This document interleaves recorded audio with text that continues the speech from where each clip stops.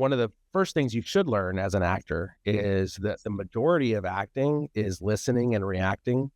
That's really what it's all about is listening to your scene partner and reacting like the way people would really react, do what people really do.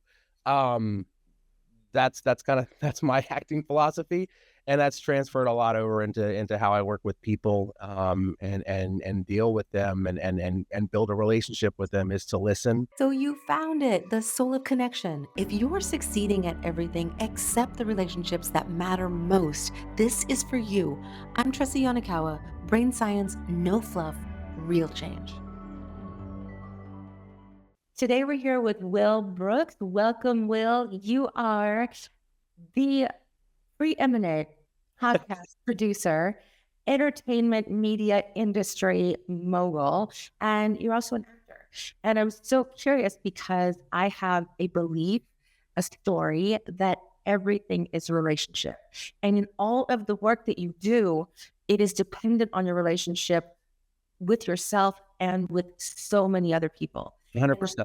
Yes. And I'm so curious about how you've learned to be great at relationships because your livelihood, your love depends on it. How have I learned to be great at relationships? I think, and I've talked about this a lot. I think a lot of times, yeah, you mentioned I'm an actor. I've been acting since I was 14 years old. I'll be 49 in like 20 days. So long time to be acting. And one of the things that you learn, one of the first things you should learn as an actor is that the majority of acting is listening and reacting. That's really what it's all about is listening to your scene partner and reacting like the way people would really react, do what people really do. Um, that's my acting philosophy, and that's transferred a lot over into how I work with people, and deal with them and build a relationship with them is to listen, actively listen and respond when it makes sense to respond. I think we all have a tendency to want to jump in, and have our say in a conversation, and I find that a relationship goes stronger if you listen more, and then when it makes sense for you to speak, that's when you can speak. Don't just jump in and cut someone off. So that's I guess that's what I've. Does that answer your question? Well, I hear you saying that listening is a huge skill and a big component of relationshiping, and the way you talk about acting. So I want to go from scripted acting, to pattern life to unpatterned life. Okay. So my curiosity for you, we talk about acting skills, improv is what you're describing, is that you really listen and then you respond from that, not just say lines. And so how does that work? Because so many people don't make it, don't get it in acting. Let's talk about acting first. What are they missing that you've been able to transcribe? What are they missing in the listening part? Is that what? In the response from a script that doesn't sound scripted. So how to make your lines not sound like you're reading from a script? Is that what you're talking about? Yes. I mean, that's where rehearsal comes in. That's where me personally, when I'm doing a show or a play or whatever it is, and I have I have lines to memorize, I say them out loud over and over and over again, different ways to say it. Um, and I also say my scene partner's lines out loud generally as well. So I go in to a scene more times than not having that entire scene memorized, not just my own lines, but my partner lines as well, so that if things go off the rails, you can get yourself back on track. But I find that the rehearsal, that's what rehearsals are for, right? It is because your scene partner, if I'm saying those lines out loud myself, my scene partner's inevitably going to say them differently. They're gonna come out differently. So I just have to react the way that I have to react to what they're giving me. If their line comes across very angry to me, then depending on the nature of the scene and whether it makes sense for me to be angry as well, then I might reply in anger. Or if the character doesn't make sense to be angry, then I might reply in a way to kind of ease the situation, or to calm the situation down. So you know that's and then yeah, just rehearsing. I mean that's the thing is you have to just rehearse until the line becomes second nature. And I guess what happens is it's not so much at that point when you know it so well, you're not so concerned about the words that are coming out, but more the feeling and the emotion that you're putting out is much more important at that point. What for you as an actor, not necessarily for the audience, they have to hear the lines, they have to have the story, but for you as an actor to make it sound natural, you're conveying much more of a feeling when you're presenting it than you are actual words. Does that make sense? It makes so much sense. And so my question is, knowing all of that and hearing that you know all of that, in recent times, has there been an opportunity for you to fail during a scene? For me to fail during a scene, every time most of my work is on stage. I do mostly theater acting. Okay. Generally, every time you step on stage, there's an opportunity to fail 100% because it's live, right? You're in front of a live audience. There's no cut. There's no, let's try that again.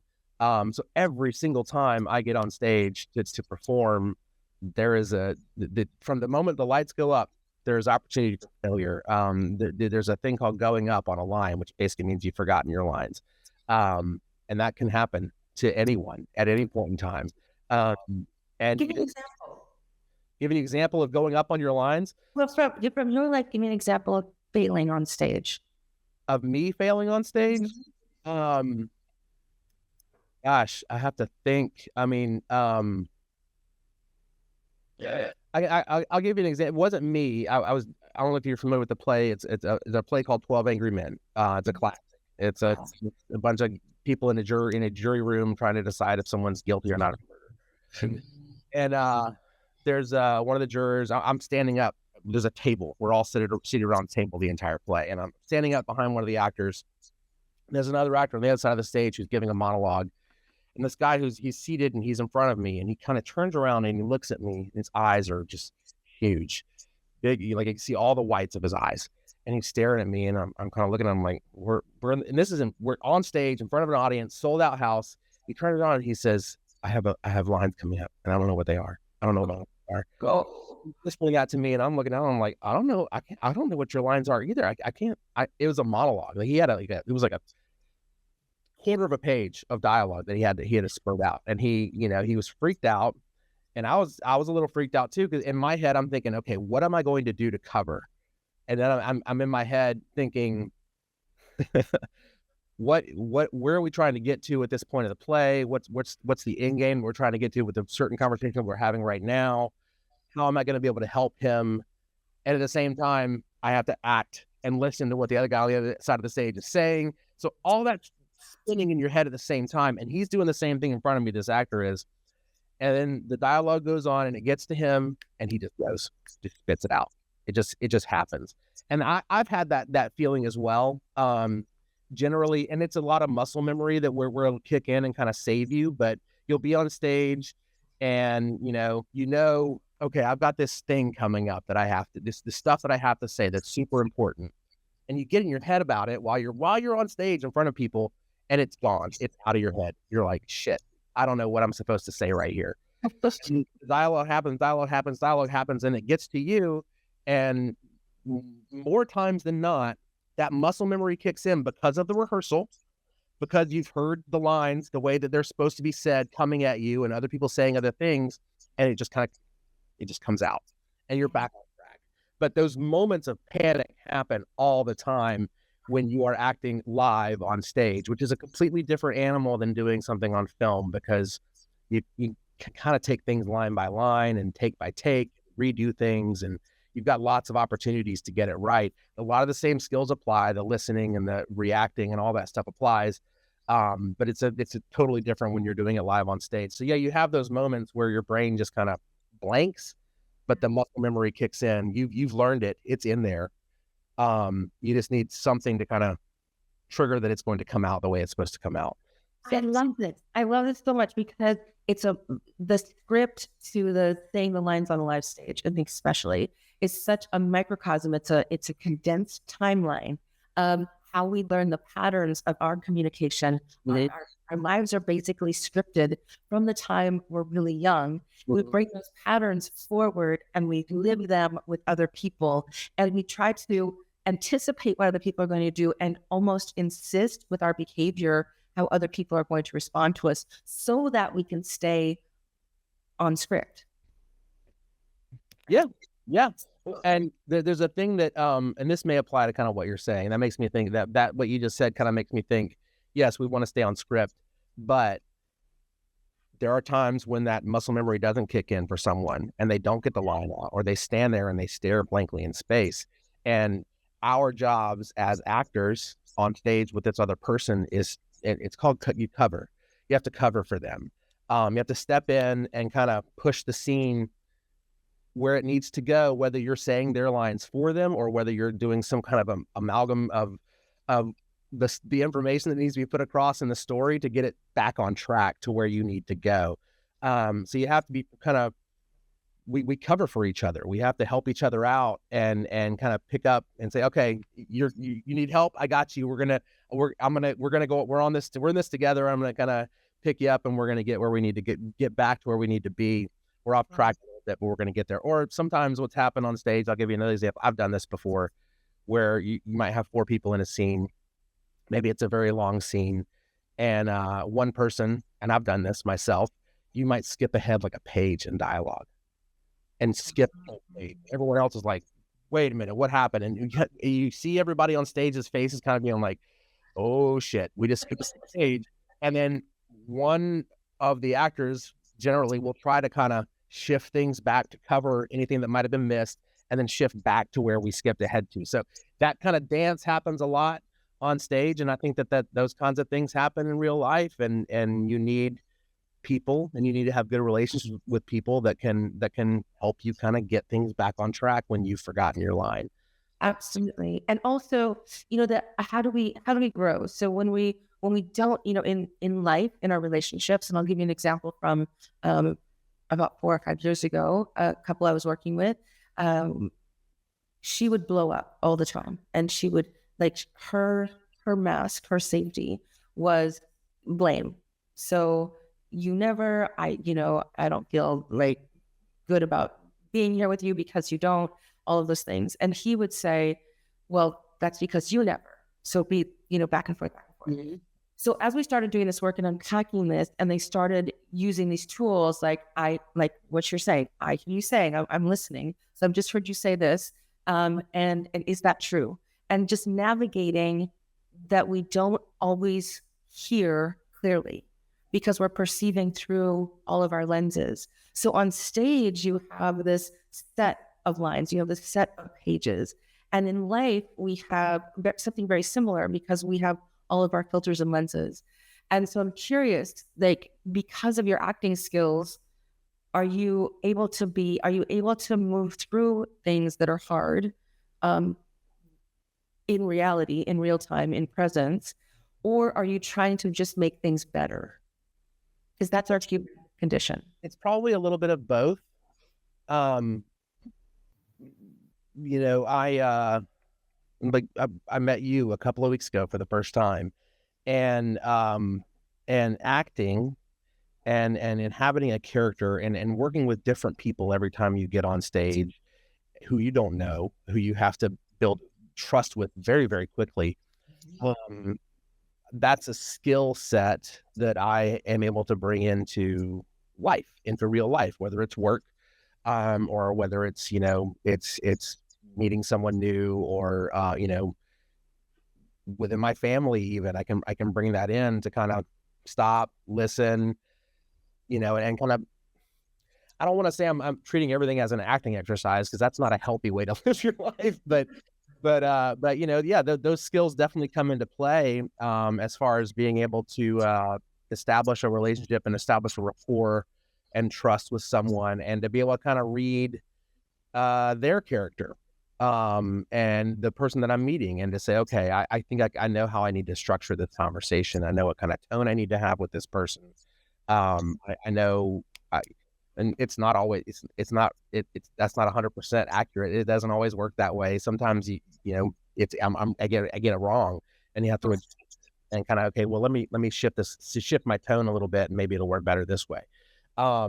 So that we can have a good conversation and have a good dialogue and work together well. So that definitely comes into play. You know, as far as the relationship building goes. What was the second part of your question again, Tress? I went on for too long. No, you were right. They're actually is really expansive. And first, I want to say, before I get to the second part of my question, first, I want to say, I think those acting skills, those improv skills are amazing in relationships because you are able to listen. You are able to give feedback and play off of people. And the only thing that we're adding with these tools that I use is just asking for clarity. So I heard you say, I'm listening. I heard you say this. Is that true? Is that accurate? Because people every time will say, "Oh, wow, you really hurt me." Yeah. Too. Yeah. Well, there's another, talking about improv. I'll give you, before you give me, I know I want to answer the second part of your question, but this reminds me of something. The first tenet of improv, you've probably heard this, is the phrase "yes and." And so, you know, someone presents a situation to you. Hey, my dog just started talking. Yeah. When he said this, that's how you respond, as opposed to dogs can't talk, you know. So you yes and is a very positive thing, and it allows a scene, if you're improvising, if you're doing an improvised scene, it allows a scene to just keep moving forward as opposed to stalling or putting up obstacles.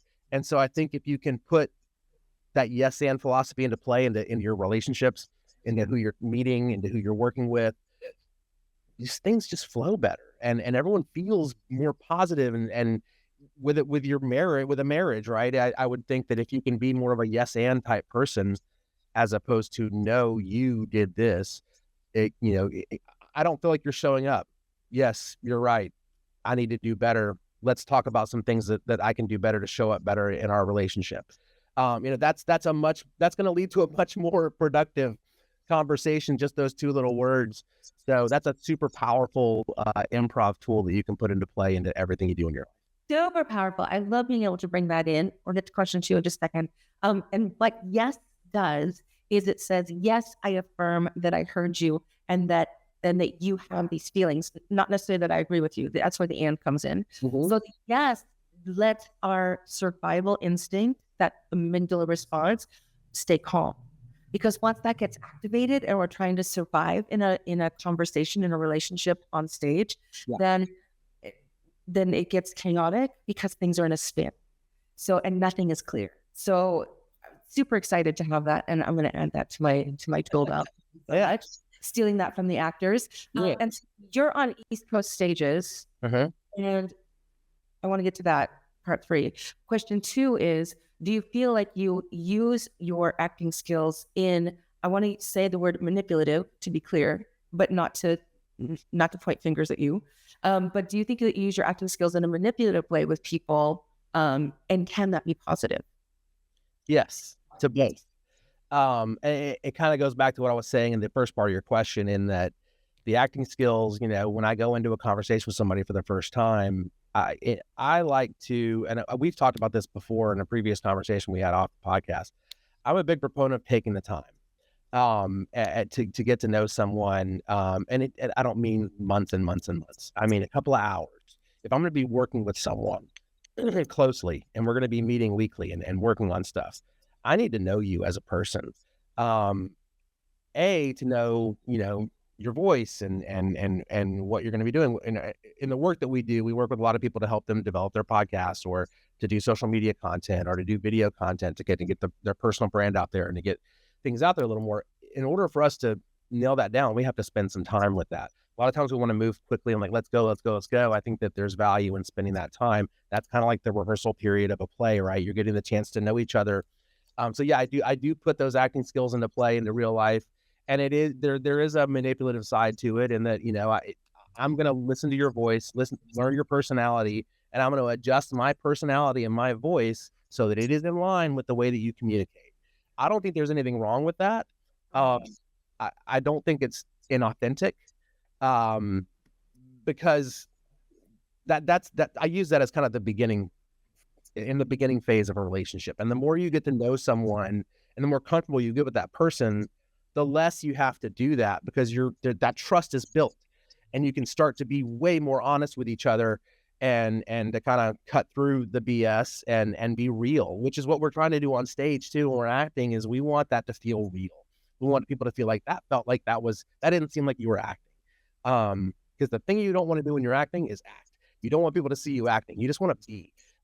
So that, again, that's that rehearsal phase, right? So I do use those skills in kind of sussing out a character and adjusting my character to align with the person I'm talking with. I do that. Maybe that is a negative thing. I just don't look at anything that's necessarily a negative thing. I don't think it's a negative thing. In fact, I think it's a positive thing. And it's, they teach us to, when we want to get to know somebody or when we want to calm somebody down, when I'm doing mediation, like especially high stakes mediation, I try to even breathe at the same rate and then bring their breathing rate down. Because when things get really tense, we're like, okay, well, we're ready to fight. And so all of our systems are up. Mm-hmm. But if we have someone in the room who is self-regulated and can help regulate the room, and we can change the energy in a whole room, in a whole stadium, those kinds of things. When you talk about acting, same with really, really good artists of all kinds, singers, people bring that emotion through singing that song for the 10 millionth time. Mm-hmm. So I think, I don't think there's anything wrong with being able to influence other people's emotions, as long as we're, using our magical powers for good. Right? Yeah, exactly. I'm not trying to manipulate anybody into like doing something that they shouldn't be doing. I'm using that skill to strengthen the communication that we're going to have and build that trust for the person I'm speaking with to feel like, okay, I like Will. I feel like I can talk to him about this stuff, and we can talk about whatever. And the barriers come down, and then we really get into like, okay, this is the kind of stuff we need to be. This is the kind of content we need to be making. Now that I really understand you and your voice, let's get into to making some stuff. So, yeah. It's one of the many reasons that I love you as a producer, and I love you in the entertainment industry, and I love you on stage, is that you get it. You understand. Yeah. You understand your superpowers. You understand where you need help. You understand, how to ask for the people that you work with. And I'm guessing this is in all areas of your life. You understand how to ask people that you are in presence with to meet you also. So, it's like the perfect relationship where we're evolving together. And we do it because of the way that you work. And because of the way that I work, we do it in a microcosm of time. So this doesn't take years. This takes minutes. Yeah. I'll tell you what you're talking about makes me think about something that can get difficult. When you're doing a play, it's probably going to last for, unless you're like doing a run on Broadway or something, which most people don't get to do. Typically, you're going to do a run for, at the most, you perform for a month. You might rehearse for 6 weeks ahead of that time. So you're going to be with those people for 2.5 months. So it's a very condensed, very compact schedule where you're spending a lot of time together building out that trust. After that show is closed, everybody kind of goes on their separate ways. In life, whether it's with a client or whether it's the people that you work with or whether it's your spouse or whoever or your family members, that show goes on and on and on. So Yeah. it can, that's, you're talking about the singer having to sing the same song 10,000 times and do it with the feeling that's going to get the audience where they need to get. That's hard. And that's where, that's why I say it's using those acting skills at the beginning of a relationship for those first times, just to build that trust and get to know each other. It's great. But if you're still leaning on those 2 months in, there's a problem because you haven't gotten real. There's the authenticity isn't there. Same thing applies in a play. If we get to 2 weeks out before we're going to open and everything sucks and like there's no chemistry and no one feels, it's just not working, it, and it's really hard to get over that hump. So it's stretching that those skills out into, years and years and years, that's, you don't, I wouldn't advise kind of leaning into that too much for that long. Does that make sense? That makes sense. I also think, though, when you're using those skills on stage or wherever, that there is authenticity in there. There has to be. And that if there's not, then we see that breakdown over, a pretty short amount of time. It's like, well, wait a minute, you said this the other day, and now, so it's not like a stretch of personality. It's just an extension of listening. And in improv is, the yes and carries through, and the listening and the, responding from that carries through. Then the depth happens when we start saying, oh, I actually don't agree with that. Can I tell you why? Rather than, oh, yes, you're right. And because we're not actually saying you're right. We're just saying, yes, I hear you. And I think that's where the confusion comes in with the integrity, authenticity. We're not saying, yes, you're right every time. Yeah. Yeah. Well, you can still lead it with the yes, though. They just, I hear you. Yes, exactly. Yes. And all right. So my third question, East Coast stages. Have you been on West Coast stages also? Nope. I've never been on a stage out West. No. Oh, we need to make that happen. I need to see you out here, but I will definitely come. I'll definitely come to the East Coast. I have other clients out there too. So yeah. I mean, most of everything I've done has really been in the southeastern part of the U.S. Mostly in the Atlanta area is where I'm performing. There's a nice little theater scene in Atlanta. So. Oh yeah. Yeah. Theater and film and everything. So we call it Yollywood. I don't know if you've ever heard that or not. We call it, Atlanta is in LA they got Hollywood. In Atlanta we got Yollywood. So. I love it. I love it. All right. Well, so I want to know what you're working on now, where we can find you, and then I have one more question. Okay, sure. Working on now. I mean, working with clients all over the country who are on their personal brand. On getting their personal brand up to speed, whether it's through social media content, podcast development and production, and then long form video as well. We do a lot of video. We're primarily a video production company at Leduc Entertainment, but yeah, we do a lot of personal brand building and coaching and consulting on that end as well. Just to kind of get people out of their skin and feel comfortable on camera and to be themselves and to find that authenticity like we've been talking about, and to feel comfortable just putting it out there for people to see and not worrying about who's going to say what. You just kind of have to go with it. So that's a lot of what we do. We work with clients all over the country. A lot of it is remote. We do in-person stuff as well. You can find us at leducentertainment.com. Best way to find me on social media is probably going to be Instagram. It's Will David Brooks. David's my middle name.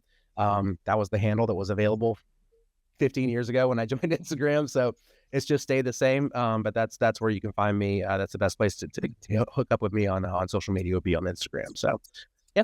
Nice to meet you. Love David Brooks on Instagram and leducentertainment.com.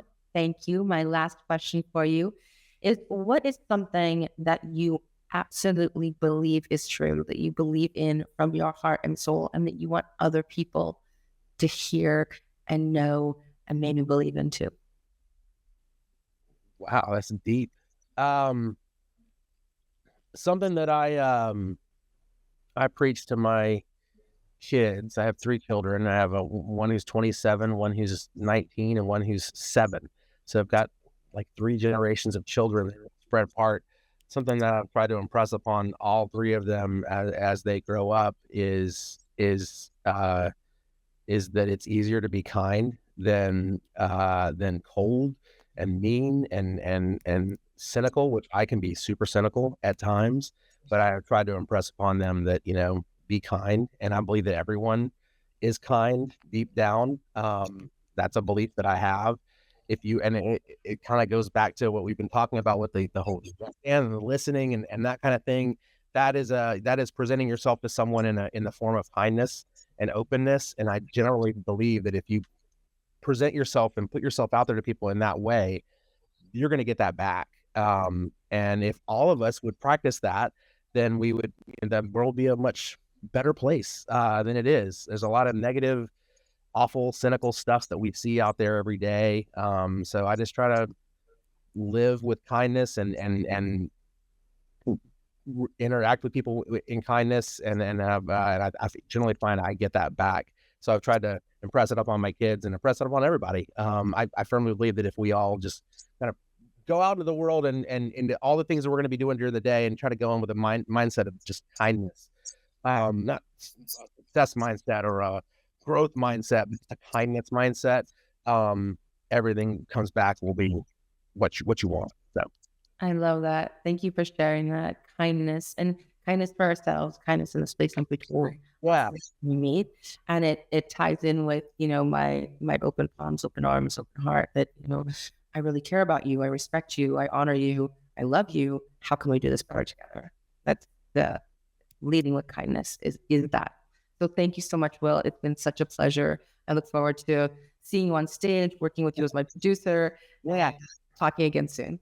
awesome. Thank you, Tressa. I really appreciate you having me on. You dove in. This is the Soul of Connection. Subscribe now. Stay close. Your full life depends on it.